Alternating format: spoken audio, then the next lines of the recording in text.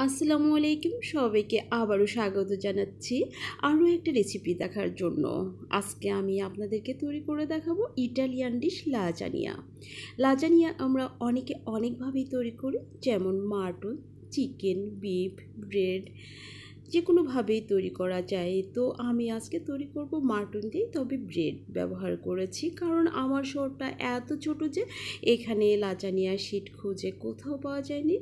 আর এজন্যই আমি আজকে ব্রেড দিয়ে লাজানিয়া তৈরি করেছি। কিভাবে তৈরি করলাম বিস্তারিত আপনাদের সাথে শেয়ার করছি।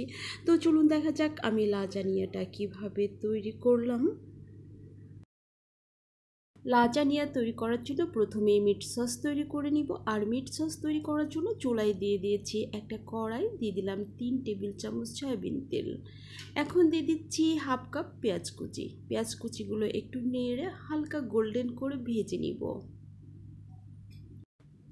এবার দিয়ে দিচ্ছি 1 টেবিল চামচ আদা পেস্ট এবং 1 টেবিল চামচ রসুনের পেস্ট। এগুলো ভালো করে পেঁয়াজের সাথে একটু মিশিয়ে নিব।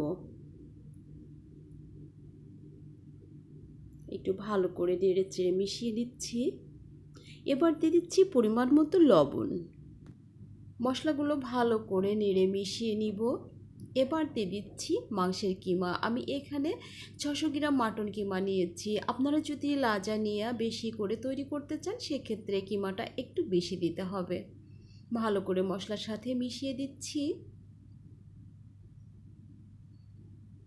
এবার দিয়ে দিচ্ছি 1 চা চামচ রেড চিলি পাউডার, দিয়ে দিচ্ছি হাফ চা চামচ গোলমরিচ গুঁড়া। এগুলো ভালো করে মাংসের সাথে মিশিয়ে দিব। আর এই যে দেখতে পাচ্ছেন কিমাতে পানি উঠে এসেছে, আর এই পানিটুকু আমি নেড়ে চেড়ে শুকিয়ে নিব। এবার দিয়ে দিচ্ছি টমেটো পেস্ট। আমি টমেটো সেদ্ধ করে এভাবে পেস্ট করে নিয়েছি।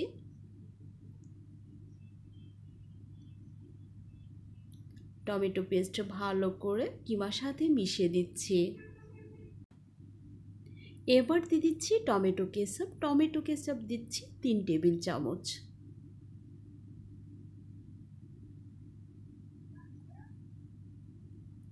আবারও এগুলো ভালো করে কিমার সাথে মিশিয়ে দিচ্ছি।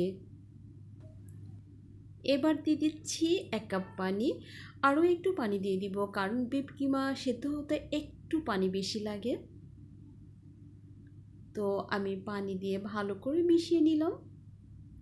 আর এই যে রান্না করতে থাকছি, আর এই সসটা তৈরি করতে কিন্তু প্রায় 1 ঘন্টার মতো সময় লাগবে।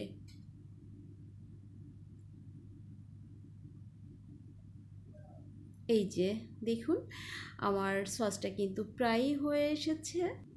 আর কিছুক্ষণের মধ্যে সসটা আমি নামিয়ে নিব। সসটার ঘনত্বটা কেমন হবে আমি কাছ থেকে একটু দেখিয়ে দিচ্ছি। এই যে দেখুন, এবার তৈরি করে নিব হোয়াইট সস। হোয়াইট সস তৈরি করার জন্য একটা কড়াই দিয়ে দিচ্ছি 4 টেবিল চামচ বাটার। বাটারগুলো মেল্ট হয়ে গেলে দিয়ে দিব ময়দা 3 টেবিল চামচ। এবার দিয়ে দিচ্ছি ময়দা দিয়ে দিচ্ছি 3 টেবিল চামচ। ময়দাগুলো ততক্ষণ ভেজে নিতে হবে যতক্ষণ একটা সুন্দর সুগন্ধ বের হয়। তো আমার ময়দা ভেজে নেওয়া হয়ে গিয়েছে। বাটারটা একটু বেশি দিলে সসটা ভালো হয়। দিয়ে দিচ্ছি 3 কাপ দুধ। আর দুধ দেওয়ার সময় এভাবে নেড়ে দিতে হবে, নইলে কিন্তু দলা পেকে যেতে পারে। এবার দিয়ে দিচ্ছি সামান্য একটু লবণ। আর দিয়ে দিচ্ছি জয়ফল এবং গোলমরিচ গুঁড়া। এবার ভালো করে নেড়ে নেড়ে সসটা তৈরি করে নিচ্ছি। এই যে দেখুন, আর এর ঘনত্বটা কেমন হবে এটাও আমি দেখিয়ে দিব। আর এই হোয়াইট সস তৈরি করার সময় সব সময় নেড়ে দিতে হবে। এই যে হয়ে গিয়েছে, আর ঘনত্বটা ঠিক এমন হতে হবে। এবার লাজানিয়া সাজিয়ে নেওয়ার পালা। লাজানিয়া সাজিয়ে নেওয়ার জন্য ওভেন প্রুফ একটা বাটি নিয়ে নিয়েছি। আর এই যে প্রথমে দিয়ে দিচ্ছি মিট সস।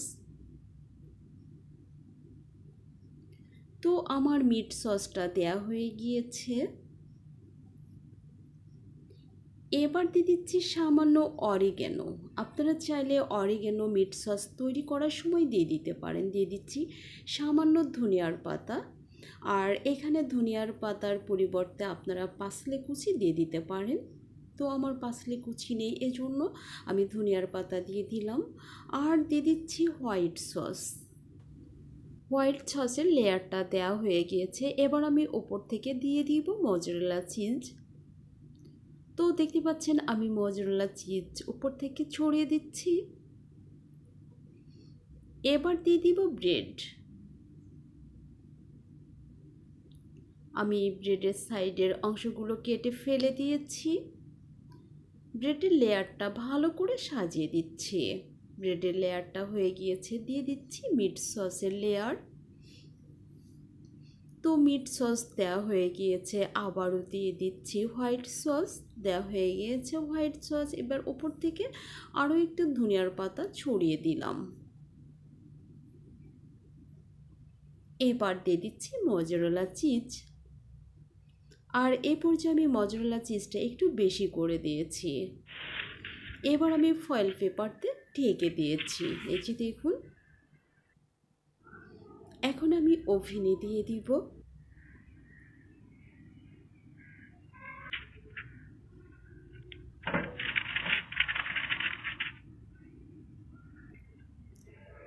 তো ওভেনে দিয়ে দিয়েছি।